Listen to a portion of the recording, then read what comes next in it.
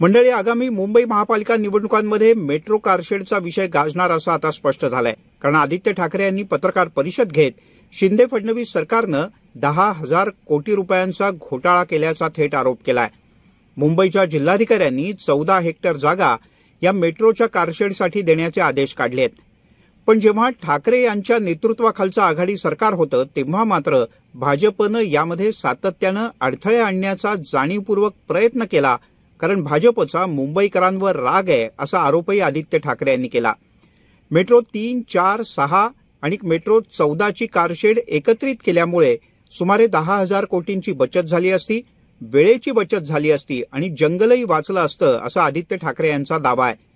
याशिवाय उर्वरित 28 ते 30 हेक्टर जागा बिल्डरांच्या घशात घालणार का असा प्रश्नही त्यांनी उपस्थित केलाय.